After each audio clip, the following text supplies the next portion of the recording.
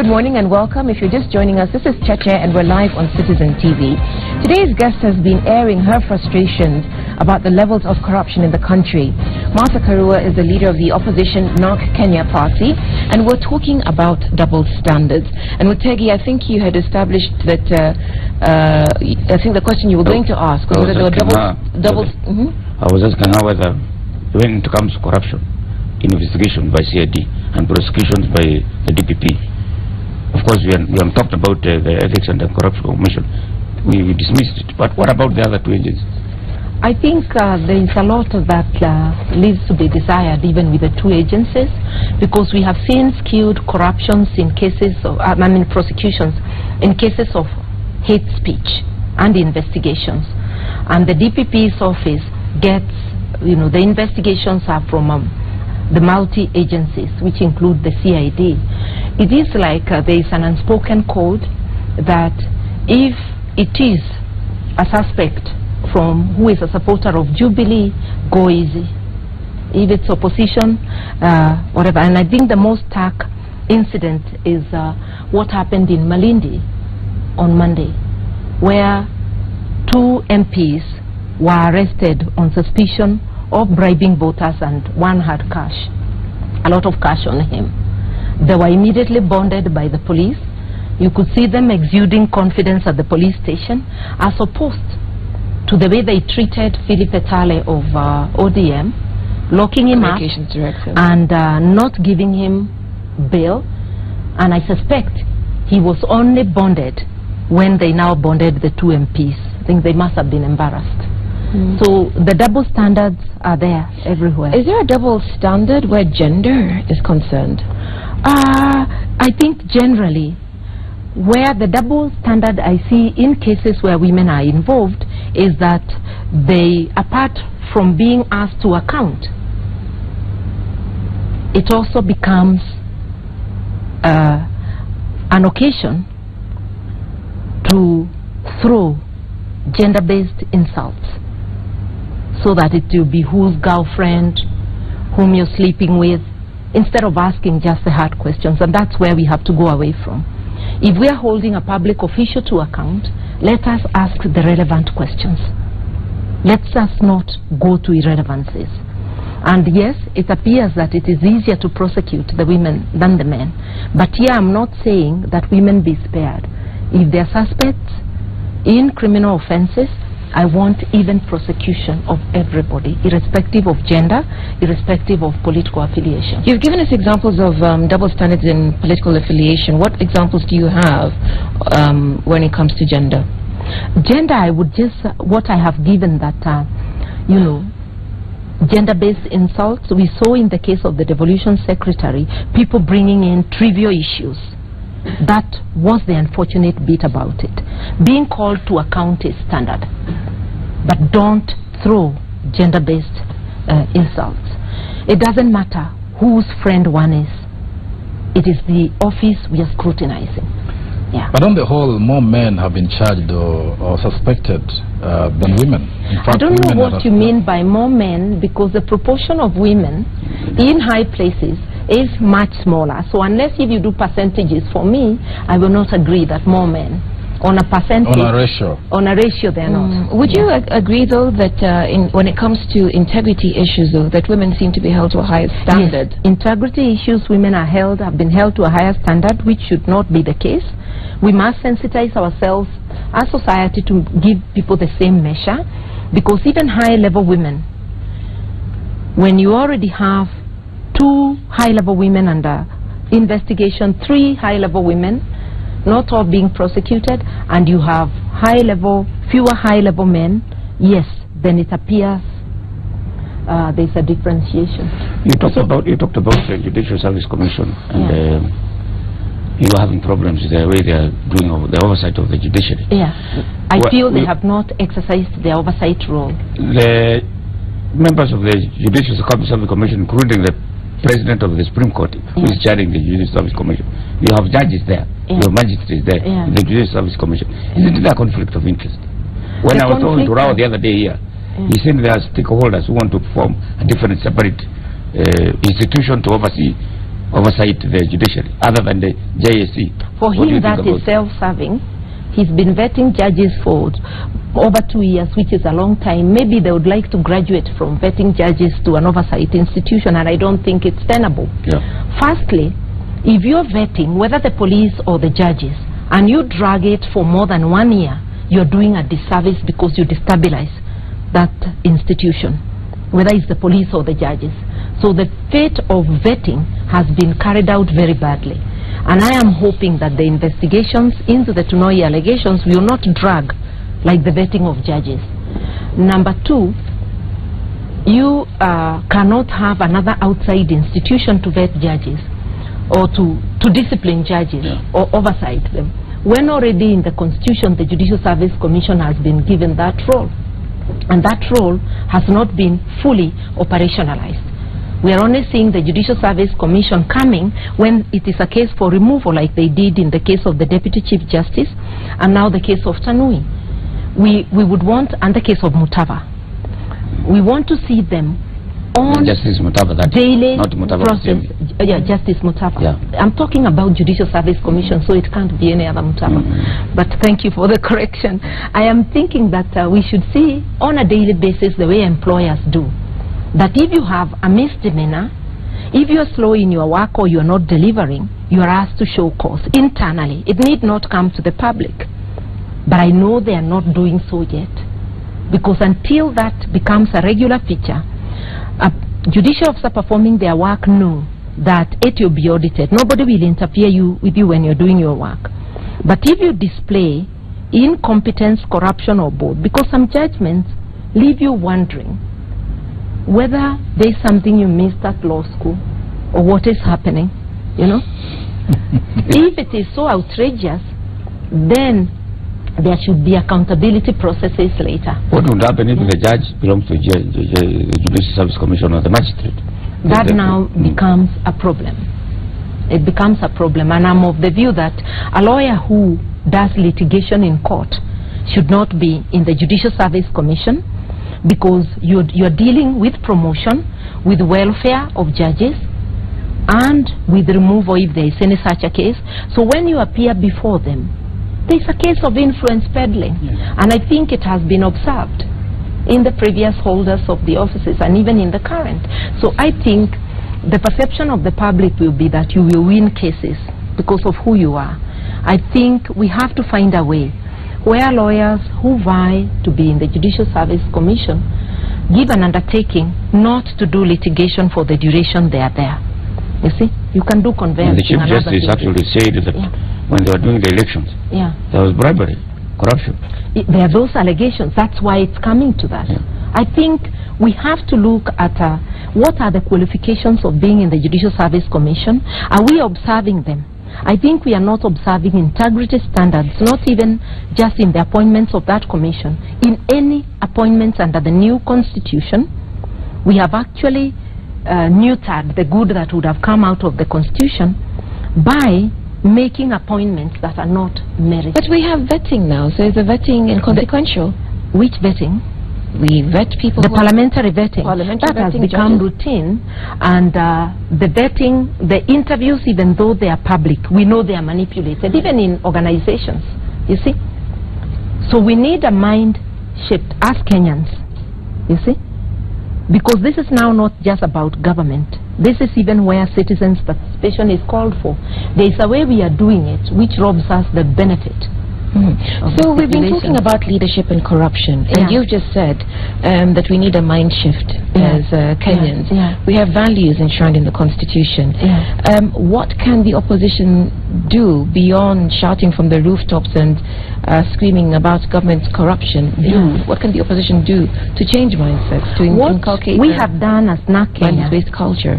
And it was there throughout our campaign, and we continue that way, is to advocate for those values as enshrined in our constitution, and also to implore citizens that when you give leadership positions, whether political or in the community, kindly give people who are equal to the task and who have integrity. You cannot hope that you give people who are not befitting a certain task that they'll improve while they are performing the job.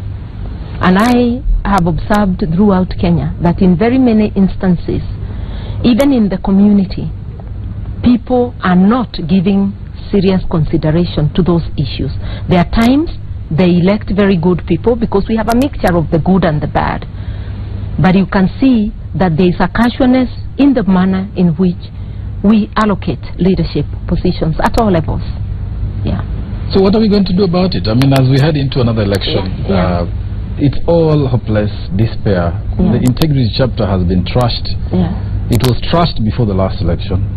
No safeguards were put in place to make sure that people with integrity will seek office. We are heading there. Nothing, in my view, is going to arrest that situation. We'll end up with the same pool of people to perpetuate the issues of corruption and poor leadership we're talking about.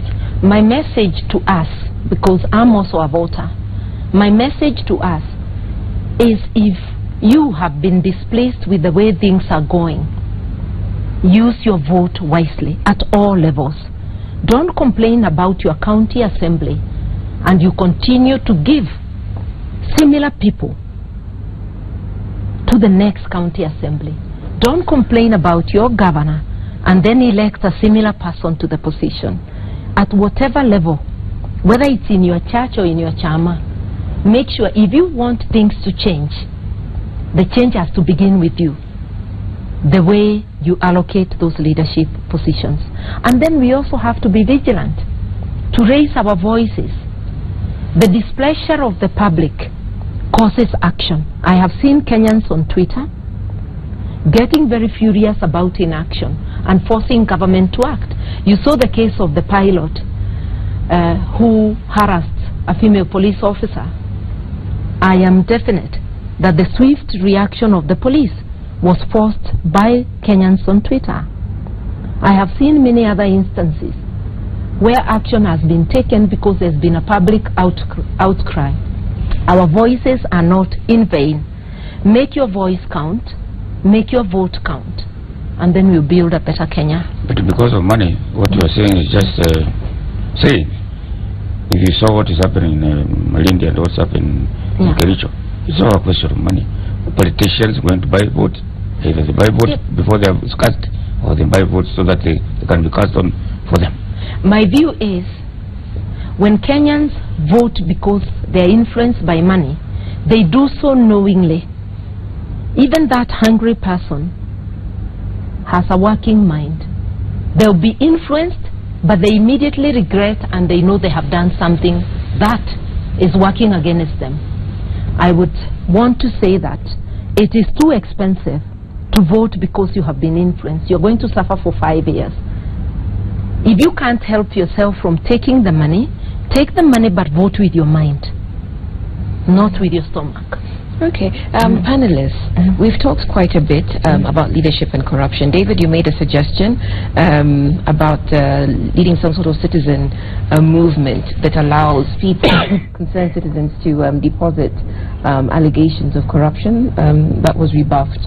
But what else do you think the opposition can do to make themselves, well, not just relevant, but to help curb opposition? Because clearly this is something, that we are all frustrated about. I think crusading is what people need to begin doing.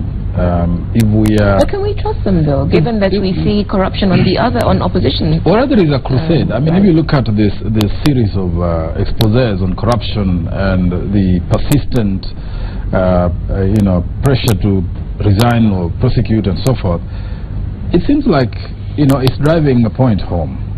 But the end of this game is not going to be very productive.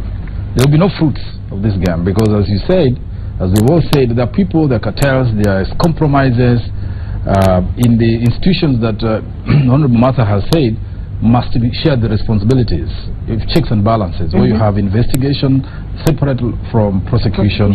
And of course the judiciary doing its part.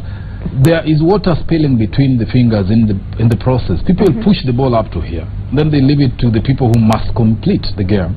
But I have no faith that we will end up with serious prosecutions or handling of these matters because of influence and corruption itself taking charge of the last phase of this process. So you refuse to offer any hope to our viewers? That drives people out of office. Okay. You know, I don't know how we can achieve that. I don't have the fire, the matchstick to light it, but that's the only way it can be done. No, and although Martha Karua does not agree with me, citizen action. Yeah. There were days the Public Law Institute used to do litigation on the behalf.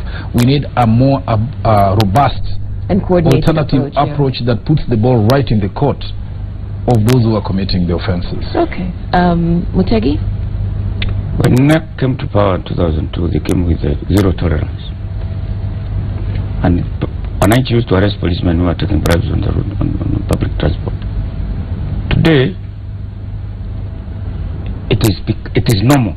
Even Matatu people know when you start your route from Runyenjes, wherever you come from, you have to put money where the road block is so that you give them money.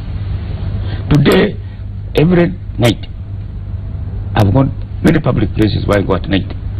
Policemen come there in trucks, some twice, some in pickups, some in lorries, to get there 200 shillings, whatever.